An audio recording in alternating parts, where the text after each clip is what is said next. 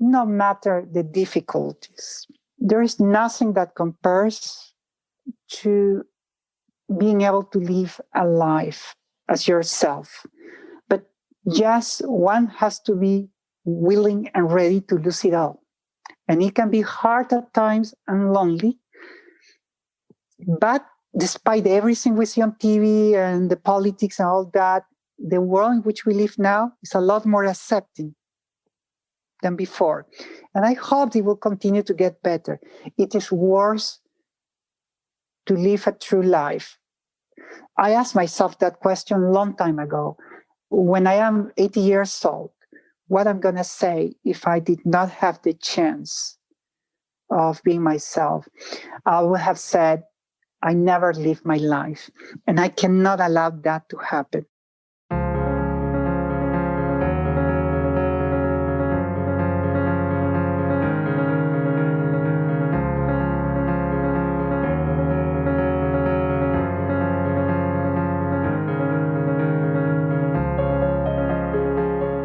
Welcome to Graying Rainbows, the podcast community for people coming out LGBT plus later in life. I'm your host, Dr. Ginger Campbell. Before I share today's interview, I want to remind you that you can find more episodes of Graying Rainbows at grayingrainbows.com, and also you can subscribe for free in your favorite podcasting app. You can get show notes automatically via our newsletter. Just go to the link in the show notes in your app or text Graying Rainbows to 33777. Graying Rainbows, all one word with an A, to 33777. I'd love to hear from you. You can send me email at grayingrainbows@gmail.com or post voicemail at speakpipe.com/Doc Artemis. You can also post to the Graying Rainbows fan page on Facebook and follow us on Twitter, where it is GrayingR. We have a private group on MeWe, which I will tell you more about after the interview. My guest today is my friend and fellow physician, Lorena de Idiáquez Bakula. Lorena is a transgender woman who now identifies as lesbian. She's going to share her story of growing up in Peru and coming to the United States to complete her training as a physician. But she's also going to explain why she was not able to transition until her 40s. I think that this is something many of you will understand, even if you're not transgender. Lorena also explains how her life changed for the better when she was able to embrace her true identity. Let's jump right in to Lorena's story. So, Lorena, it is a great privilege to have you on Graying Rainbows today. I mean, I've actually been dreaming of having you on the show since before I started it. So thank you for taking the time to talk with me today. My pleasure. And you're going to be one of the very few people I've interviewed that I actually know personally, so that's also special. I usually just start out by letting people share their story in whatever way that they're comfortable. Does that work for you? Absolutely. I'm Peruvian. I was born in Peru, in Lima, Peru, 47 years ago.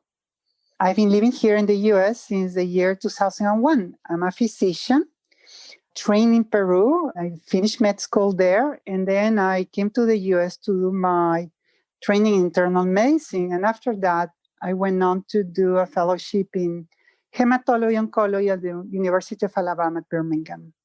And I've been a faculty at UAB and also as an attending at the Birmingham VA since then.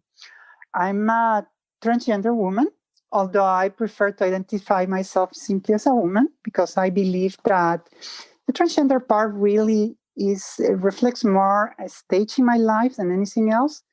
My brain and my heart are the same they've always been. I would say that I first got a glimpse of who I was at age 3. It just took me a very, very long time to put all the pieces of the puzzle together. Yeah. At age 3, I remember asking my mother if she could buy me some clothes I had found in one of her magazines. And she simply looked at them and said to me, "Those are for girls." And I just couldn't understand why I couldn't have them. Of course, I understood there were boys and girls, but for me, the difference was like, well, there are girls that have red hair and those who are blondes and those who have black hair. So really what it meant to be a guy or a girl at that point didn't really matter in my mind. It was only over the subsequent years I start realizing that I was in the wrong spot, but I just couldn't fully describe it. It took me years to even discover the term transgender, to find that there were people like me out in the world. You have to understand something. I was born in the 70s, and back in the 80s, when the idea of something not being right was starting to permeate in my brain, those were the years of HIV, of the AIDS, and it was a terrible time. There was so much prejudice and bigotry around, ignorance, all mixed together. And I remember seeing what happened to people with AIDS and how everybody, gay, LGBT, they were all lumped together, in this group that society saw as abnormal. And it was so unfair.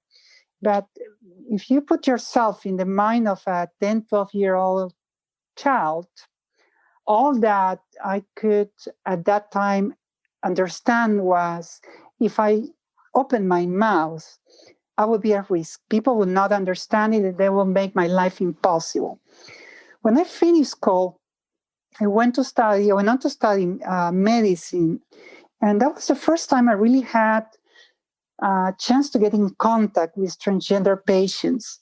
But they were the product of a society that marginalized them, forced them into the most obscure layers of society. I mean, they were confined to jobs like working on the streets or simply working as hairdressers, but in really poor areas of town.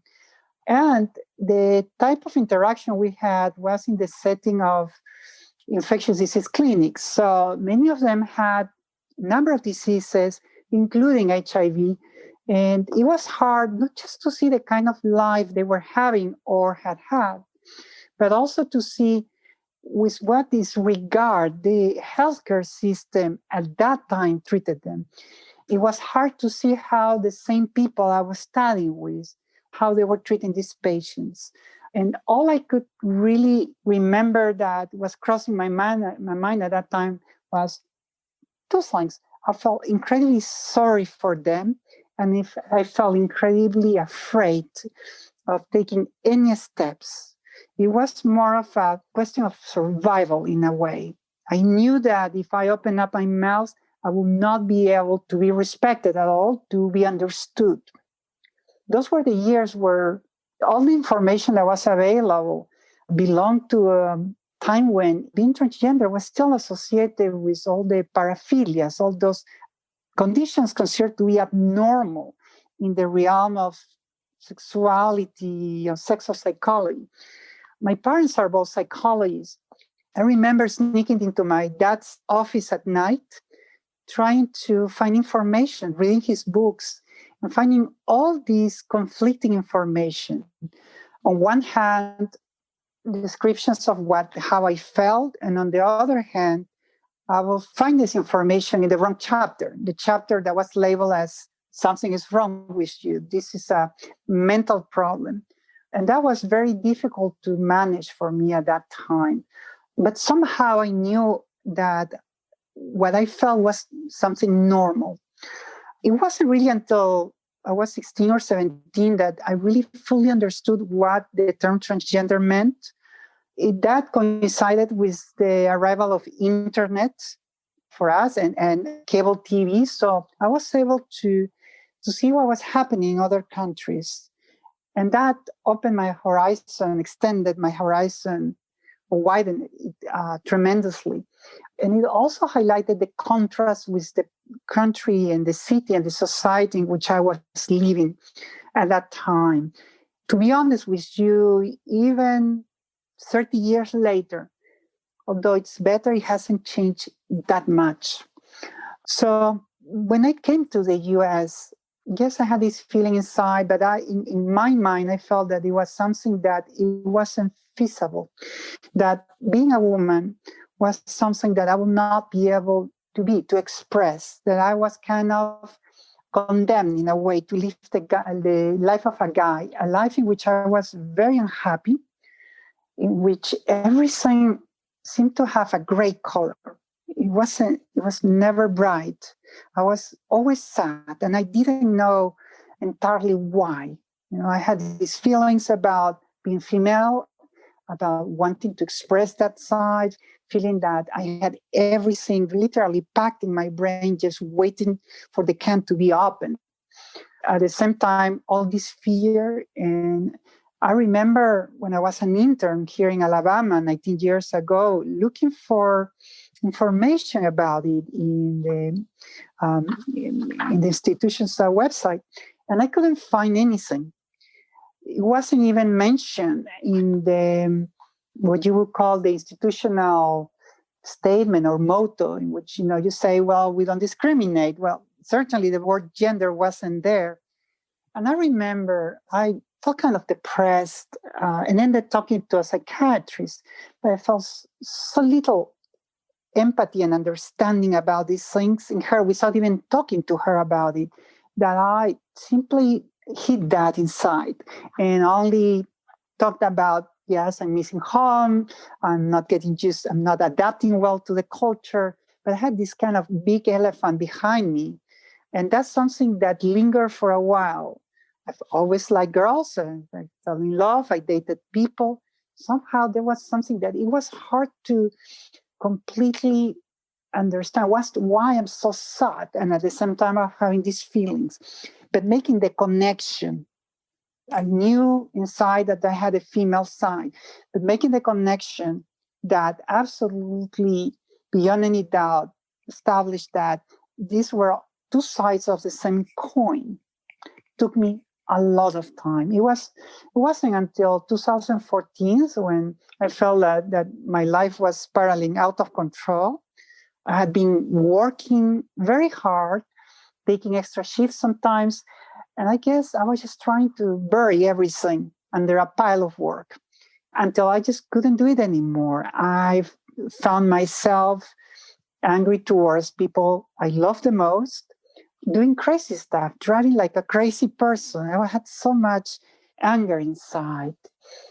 Couldn't find anybody who could really understand. And I was so fearful of the reaction of people around me, of the reaction of the institution that employ me, society in general, losing my family. What my parents would say.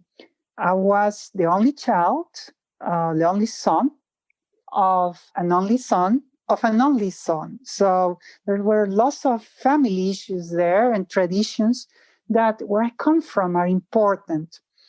But at the end, I came to the conclusion that even though I had not transitioned for what should have been the right reason for myself, eventually I realized that if I didn't do it, I would lose all the people I love the most.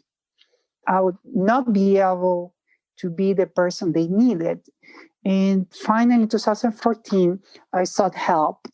And I remember sending like 12, 13 emails to the few therapists that I could find in Birmingham or in the surrounding area who were not clearly associated with a religious movement, because, religion in the South is very important. And unfortunately, it's very hard to find people who are unbiased, who are not trying to include some of the religious view. They call it therapy. I don't agree with that in the way they approach transgender patients. Out of those 13 people that I emailed, maybe 14, I don't remember the exact number, I only got back 7 emails. And out of those 7, only 3 claimed that or stated that they would be happy to work with me. But there was only a problem. There was one sex therapist who had never had experience, another person who lived an hour and a half away who was very kind but had only seen 2 patients, didn't consider herself an expert, and then this other person who was brand new in town, out of her training, who had seen a few patients during her training out of state. And that's the person I saw at the end. And she supervised my therapy for about 2 years.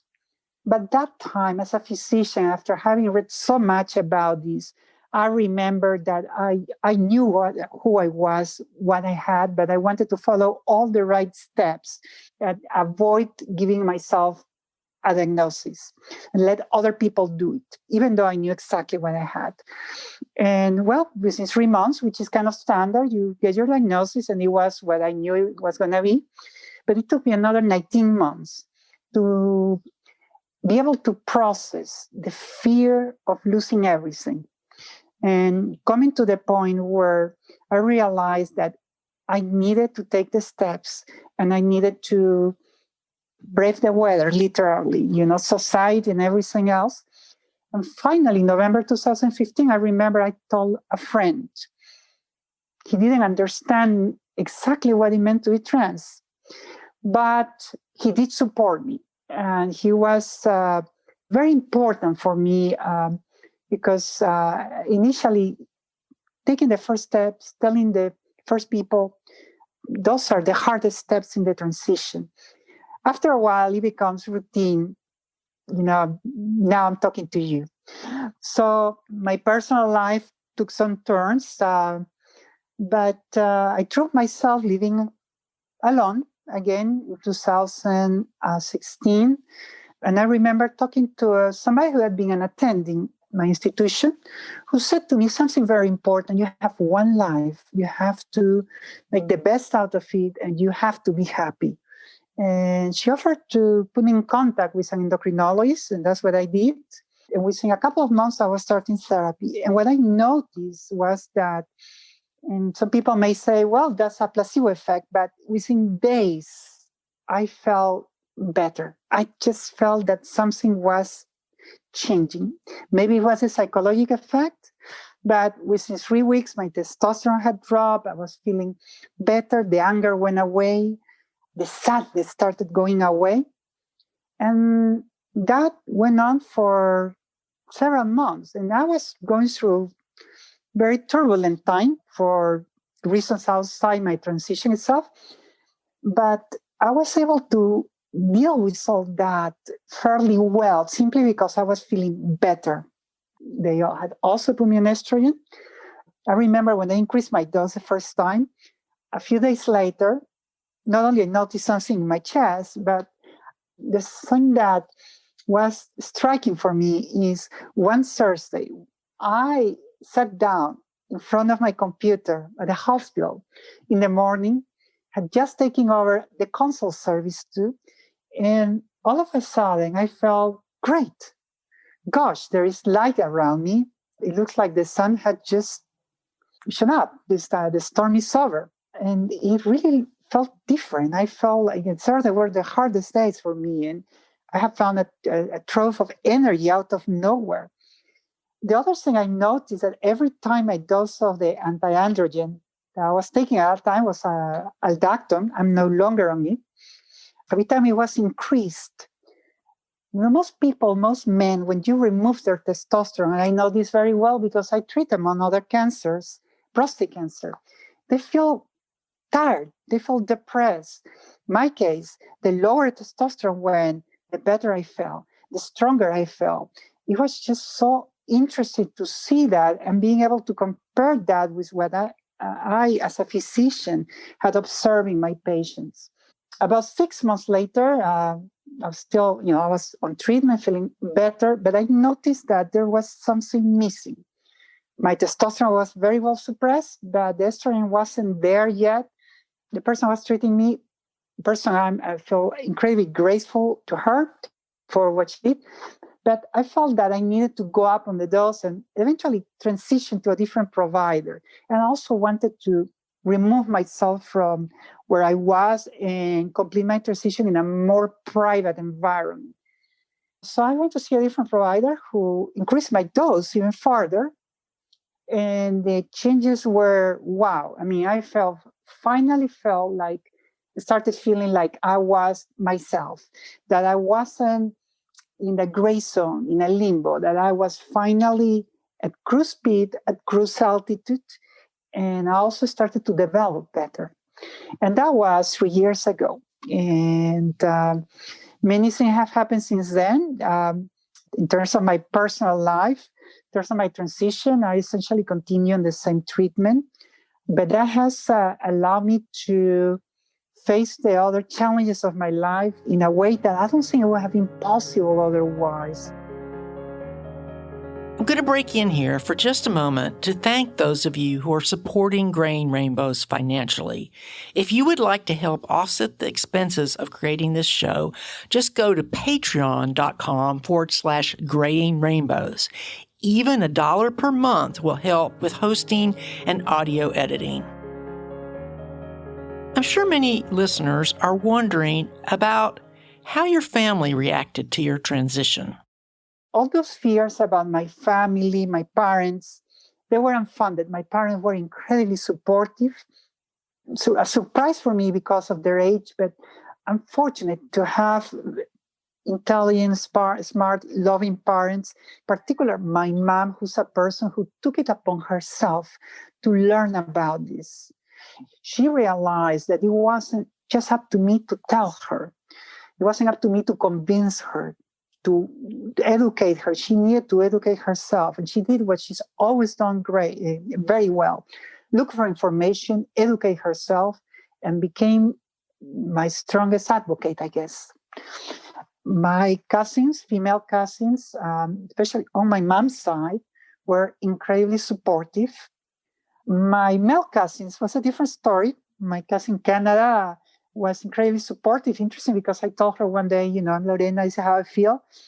He didn't require to be told twice. And that was 3 years ago. But I did lose some family members. But at the end, life is like a tree. You're going to find from time to time some dead branches and a lot of dry leaves. And when you prune your tree, it grows better. I've lost contact with some people, but I have a much closer, tighter relationship with those who supported me, with my friends too.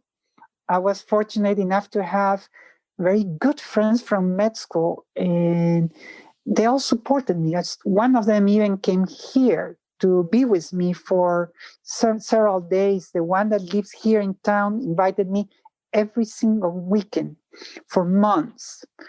And essentially, they made me part of their family, and I'm incredibly grateful for that.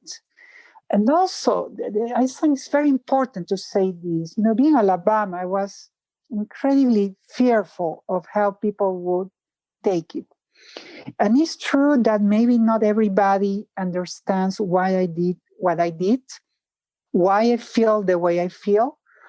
People have been raised in a society in which man is man, woman is woman. It's hard to see the in-betweens and the crossovers and all the variations for them.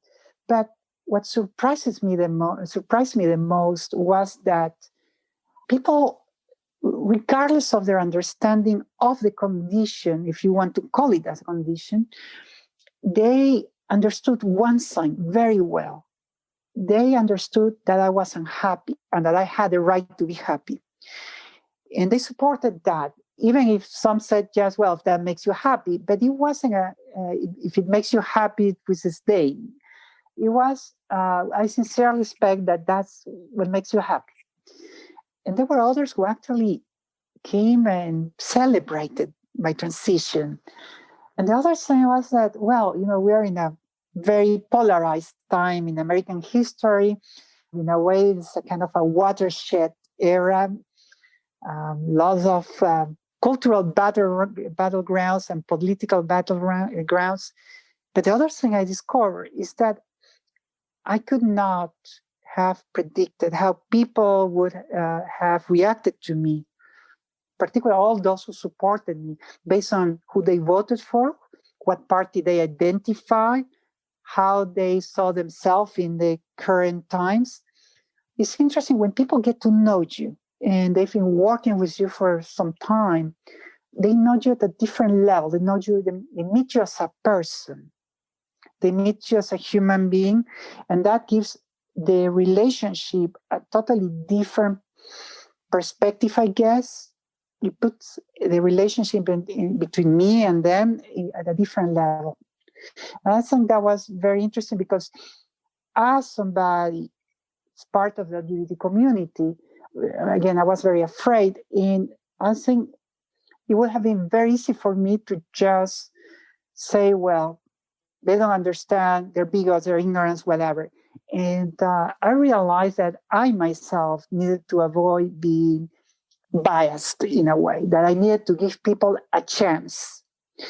And that connects to something else that is very, very important, in my opinion, which is it takes years for a transgender person to connect the dots. Maybe more in the past, because in my time, I couldn't find anything on TV, nothing positive on the streets. Nobody will tell you about it, nothing in the books, no internet. So it really was a long and hard process to find out who you are, put everything together, understand yourself, and move forward. Nowadays, there's a lot more information. I'm not saying that the process is easy. It's still very hard and complex. But there is more out there to help people. There are networks there. You can directly talk to others who've had similar experiences. At my time, there was nothing, nobody I could relate to. So talking about transitioning, it's very important to give people around you a chance to see you transition, not expect that they change their mind in one day. I sometimes, and this is just a personal opinion, I see so many transgender people who are so upset because somebody misgendered them. There are some who misgendered you because they don't want to recognize who you are. There are others who do it because I believe they just don't pay that much attention, but they don't really want to cause you harm. They're just, somewhere else. And there are others who really want to gender you correctly and use the correct pronouns and names, but it just takes time. And especially for those who have known you for a long time, it's not as easy as going from just turning off a switch. It takes time. My parents occasionally still call me by my birth name. I was very clear with them. I said, you can call me that way as long as you want, because I know that whatever comes from you comes with love. And I know that they absolutely support me. Some people may not agree with this, but at the end, I know who I am, and they don't question who I am. My dad would say, hey, you're my daughter's son, daughter, whatever. You look beautiful. I'm so happy to see you happy. And my mom now talks of her two daughters to her friends and other people. So my cousins have become, my girl cousin have become like supportive. My close girlfriends from school, so supportive. People at work have gotten used to who I am now, which is the same person they knew before, just with a little different presentation and a bigger smile. Still opinionated, still stubborn, still moody at times, but somebody who sees the world through a different lens, not as a half empty glass, but at least a half full. And that is great. And you should always give people the chance to transition at their pace. I was thinking how hard it must have been for my mom to have processed this and get used to the change. My sister, who I love dearly, who's also been incredibly supportive, she had to go through the process of understanding her feeling of losing the male supportive brother, even though I was told jump in front of her and knock somebody down if needed, because that hasn't changed. But some of that is control or by society and culture model how we see things. And some of that is literally implanted at a very young age. So it's very hard to change those things, even if you want. Even if you have intelligence and the knowledge how to do it, takes time. And there is a mourning process sometimes because feelings are feelings.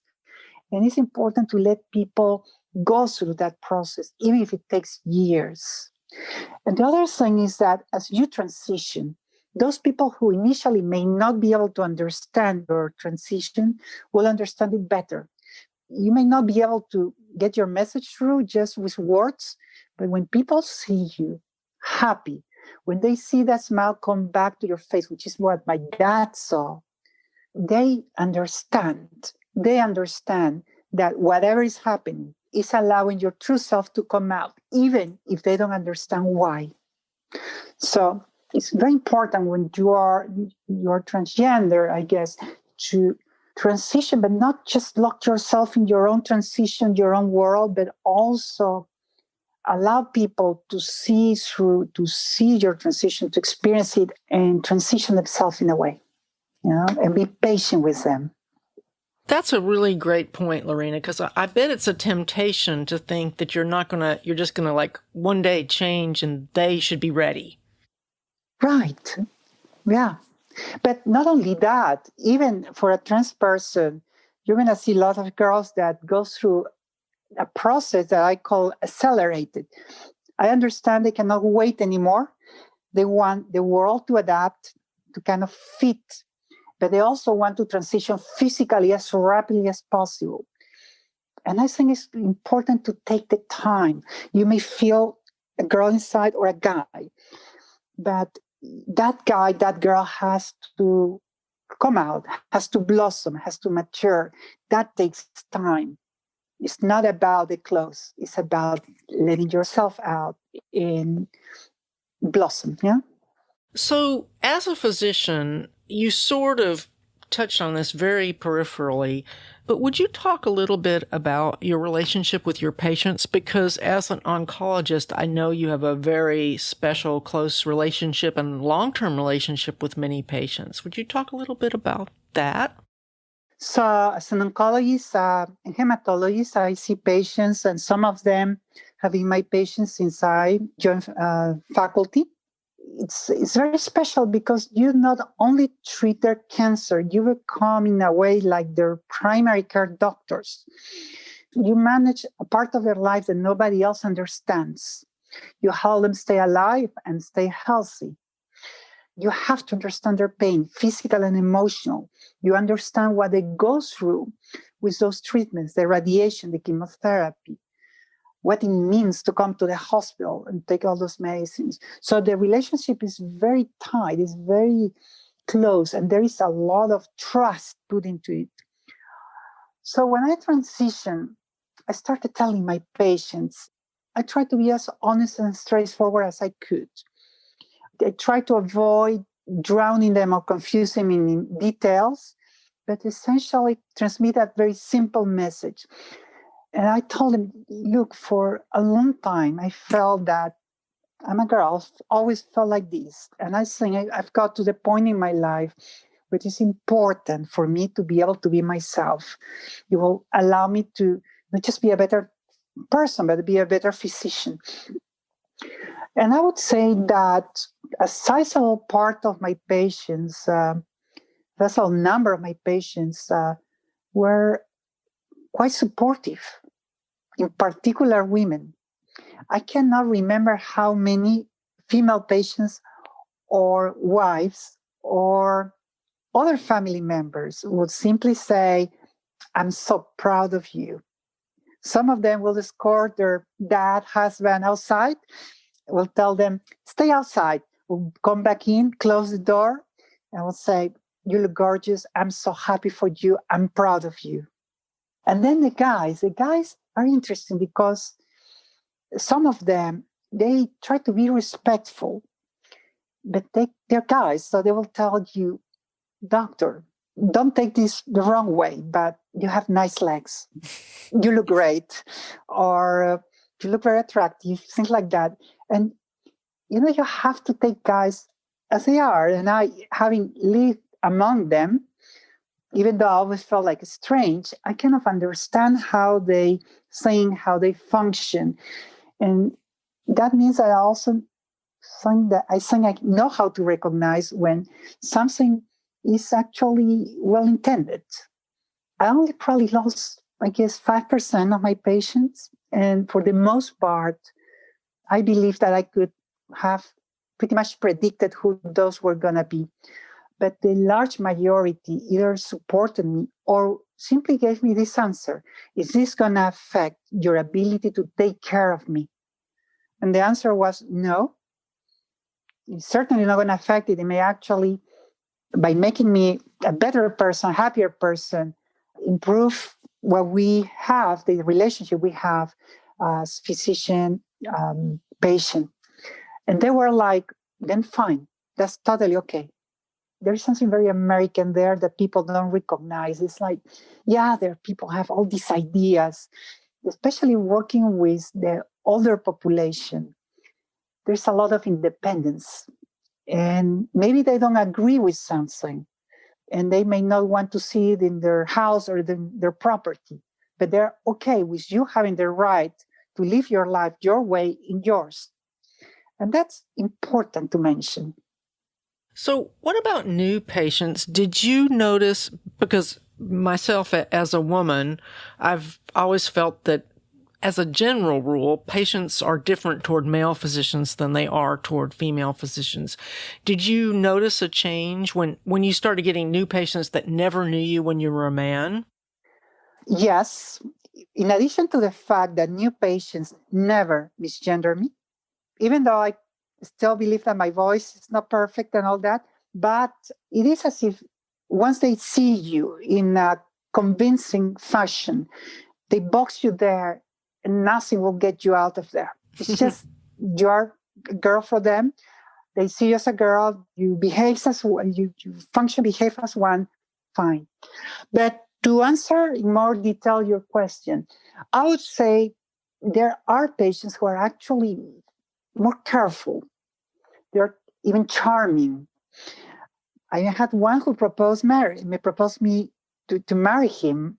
And he did several times and didn't stop until I told him, that I like girls, which is true. There were a few, but just a few, who were what I would call patronizing. They treat you as if you didn't understand. Funny thing is that I totally understand, because contrary to the most girls who had a childhood and an adolescence as women, I felt like I grew up in the wrong club, but that gave me a first-hand view of their secret codes and how they react. So kind of nothing is new for me. But the other thing is that I didn't grow up being fearful of men. I wasn't raised with the idea I have to stay quiet, shut up. I was raised with the idea that my opinion should be expressed, that I should stand up, I should defend myself. So maybe especially in the South, I'm not sure all guys are used to that kind of woman. But I'm a very independent person. Plus, like, my upbringing, it's not just as American, it's very European in a way because of my family, especially my mom's family. And that comes with lots of ideas and attitudes. I mean, I come from a family where my mom's side, there are 4 women, all are educated, or are highly educated. At least 3 of them went on to study in universities. My mom is somebody who speaks 3 languages. My aunt speaks 4, and they have had hard life, but they've stood up to every single obstacle.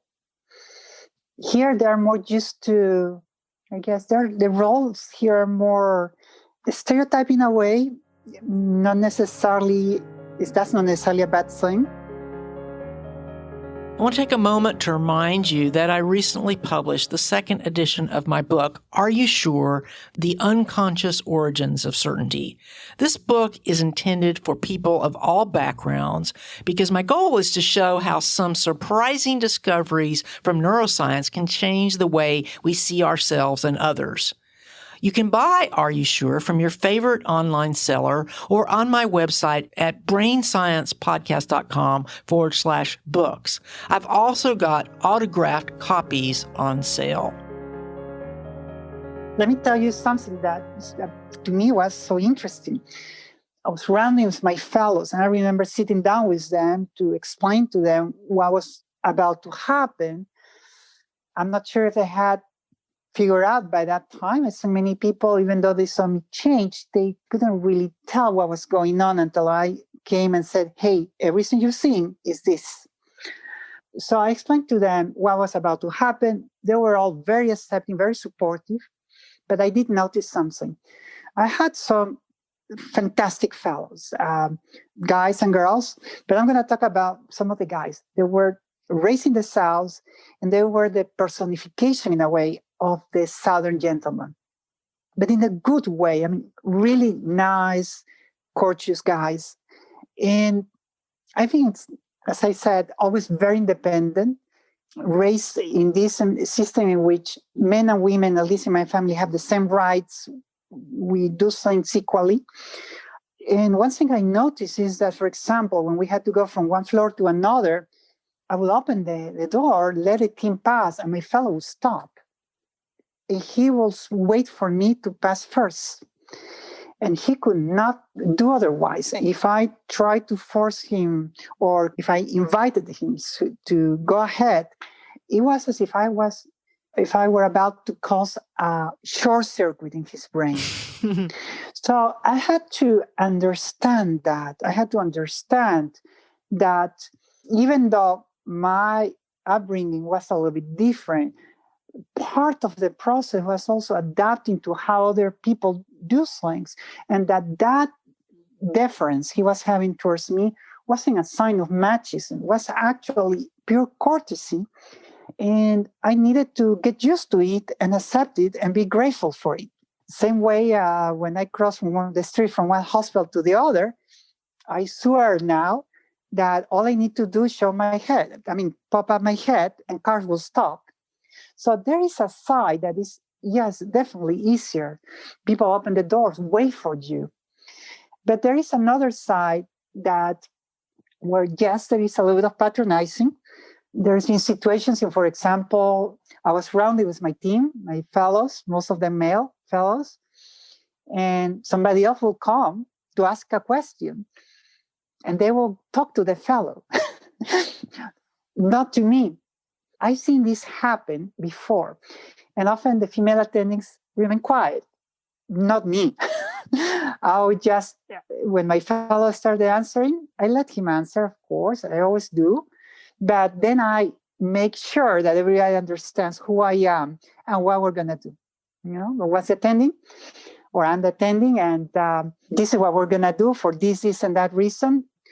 The thing is that there's blue, pink, or red. And when you transition, even though I may see myself in the red, pink part, but I also have a universe that is not confined to a pink dot, that is a lot wider. Sometimes it finds itself in the middle of the male-female. I still love airplanes dearly. But don't talk to me about cars. I don't care about cars. But I absolutely love airplanes and engines, turbines and all those things. I love astronomy, but I also love literature, poetry, romance, painting, cooking, music. And I can talk for hours and hours. So we are all a little bit of everything. But society makes us believe that not just that you're a guy or a girl, but a girl is this and a guy is that. And the way I see it is a universe, like huge spheres that touch each other, but not on a flat screen, but in 3 dimensions. So you talked about how hard it was when you were trying to figure out what was going on because of lack of information. A lot of the people that might be listening to this show are going to be people in their 40s, 50s, maybe even older who are still struggling with this. Could you talk a little bit about the special challenges that come with looking or thinking about transitioning as a mature person as opposed to all the attention that's going to young people right now, which they need the support? Right. I think that, yes, certainly young transgender kids, adolescents get a lot of support and they need it because the world is tough. But at the same time, I see that most of the resources are catered to them. And when you see what's available for older transgender people, there's very little. All they have is just internet, the occasional group in which they can meet. And the problem is you can have 20 people, all transgender. We all understand what it means to be transgender, the transgender experience. We may be at different stages of the process. But when you remove the transgender umbrella, the label, you remove everything that has to do with being trans, we're all very different. Because at that point in life, when you're 40, 50, 60, you have to develop your own preferences, your own political, religious views. You have different hobbies, different things that motivate you, that set you on fire. That makes it very difficult.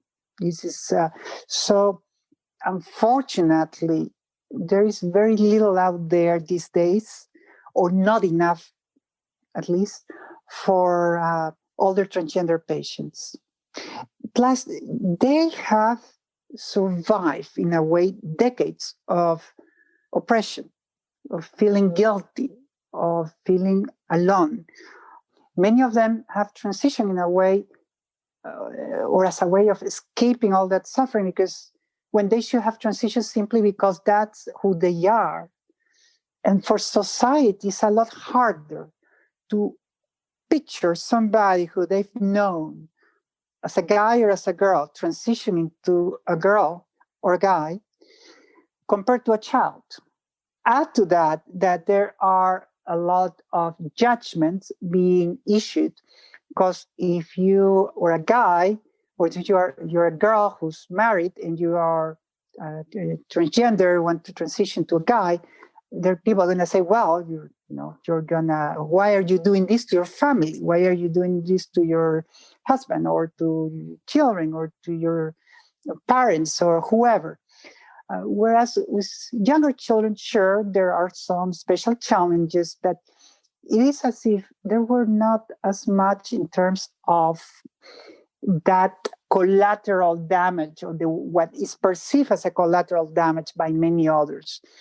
And then you have the lack of information. Even nowadays, there is plenty of information, but at the same time, there is lack of information because the same as with Dr. Google, we have a lot of information, but not necessarily the right one. For example, because I've done this, you look for information of what happens if I transition with my girlfriend, how is she going to take it? There are tons of stories that will tell you you are doomed. This is going to turn out poorly. But people who have had bad experiences or who are struggling right now are more likely to post that kind of information. Successful stories, you're going to find them. And I guess more common among younger people for obvious reasons, but they're out there. You just have to be careful how you interpret information. You see there are many self-declared experts, the same way we have many experts now talking about COVID who don't even understand what a virus is. But the same happens with being transgender. And then there is all this issue of faith and religion, and for some that comes with guilt and the potential loss of their community and of everything that has been important for them. Something that I'm a cultural Catholic, spiritual person, but not that religious, wasn't an issue for me. And the other thing is that transition physically is harder. I guess in a way I've been relatively lucky compared to other people my age. Because when you transition your 40s or 50s, it's harder to remove all those male features, the product or the result of not just your genes, but years and years of testosterone. It's a little bit easier to go the other way, but it's challenging. And that's why in an ideal world, people will be able to transition when they feel they need to transition, and not necessarily when they finally can, or when society is ready to allow them to transition, because you're condemning them to live lives that are not theirs, to go, just like driving a car with only 2 tires. It affects every part of your life. I was depressed for so long. And I think that has affected, in a way, every aspect of my life. Now I look forward. I'm not looking backward. I'm not saying, well, all this time lost, trying to have a positive attitude and look at the life I have ahead. And I say to myself, look at all the time you have waiting for you, all those experiences, all that time to not just breathe, but love and be loved and meet people, get to know the world. Let your family and your friends get to know you for who you truly are. Well, I really appreciate you sharing with me. I know that it's been a long day. Is there anything else you would like to share before we close? Oh, gosh. Don't get me started. Well, I would say that no matter the difficulties, there is nothing that compares to being able to live a life as yourself. But yes, one has to be willing and ready to lose it all. And it can be hard at times and lonely. But despite everything we see on TV and the politics and all that, the world in which we live now is a lot more accepting than before. And I hope it will continue to get better.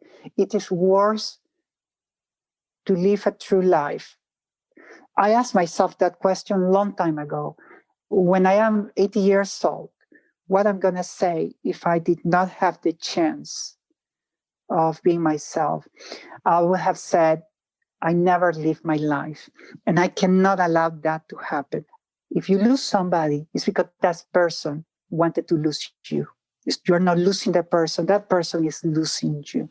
And there is no amount of material stuff that can make up for a life you don't live. You can always find ways of replacing some of that and finding love and finding people who support you, who like you, who will make you grow and who will be happy to have you in their lives. One has to be courageous and especially in areas where you don't see that much support, but it's there. It's just have to find it and never hide your true feelings and who you are to people, because even if they have never met a transgender person, people are sensible to what humans feel. And if they don't understand what it means to be transgender, most of them will understand what it means to be happy. And I think that's important.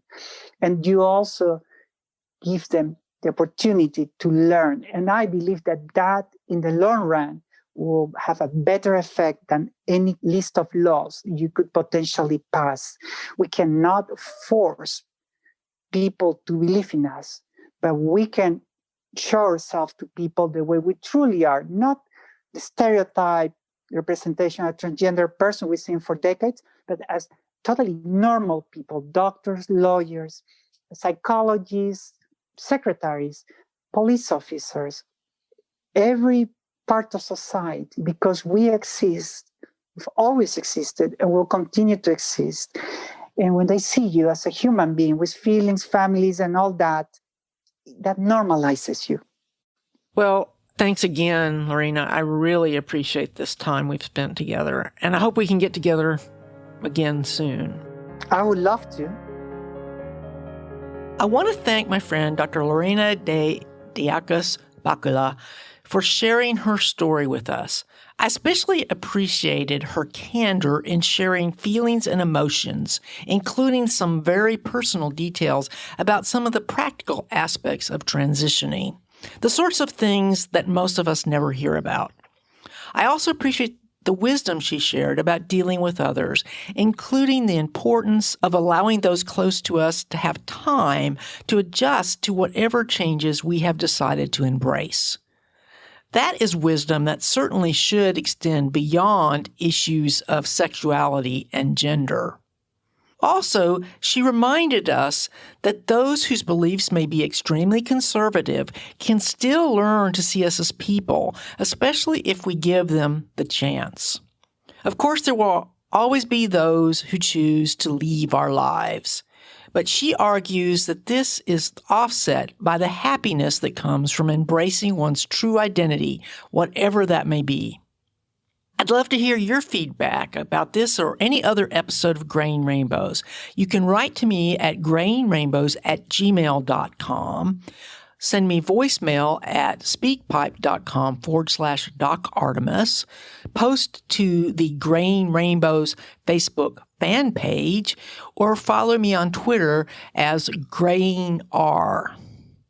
Grain Rainbows comes out the first Friday of every month, and if you want to get episode show notes automatically, you can sign up for the free newsletter on the website or by texting Grain Rainbows to 33777. That's the word, all one word, Grain Rainbows with an A to 33777. During today's episode, I mentioned that you can support the show via Patreon at patreon.com/Grain Rainbows. And I also hope you'll check out my book, Are You Sure? The Unconscious Origins of Certainty. There are a few other things that I need to mention before I close. First, I'm always looking for people who are willing to share their stories, either as a guest or in written form. In fact, since Grain Rainbows launched in November 2018, its focus has evolved toward an emphasis on personal stories. I've done this because of your feedback, but I also realize that there is probably a need for more diversity, and that's where you come in, because I need to hear from those of you who maybe are more diverse than the guests that I've had in the past. If you're willing to share your story, to suggest a book or another guest, just email me at grainrainbows@gmail.com. Next, I want to talk about the Grain Rainbows MeWe group.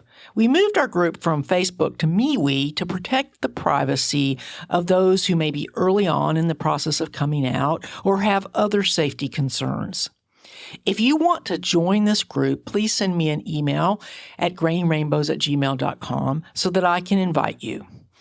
I realize that while Facebook is a part of many people's daily lives, it takes extra effort to go to MeWe and to post and interact with others. If you're already a member of the MeWe group, please take the time to post a personal introduction and perhaps welcome some of the new members. This is intended to be a place where you can support each other and also share resources. Finally, I want to thank you for listening and for sharing Grain Rainbows with others. Until next month, I hope you will listen to my other podcasts, Brain Science and Books and Ideas, and I look forward to talking with you again very soon.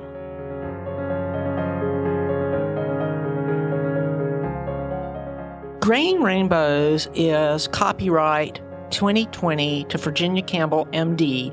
You may copy it to share it with others, but for any other uses or derivatives, please contact me at grainrainbows@gmail.com.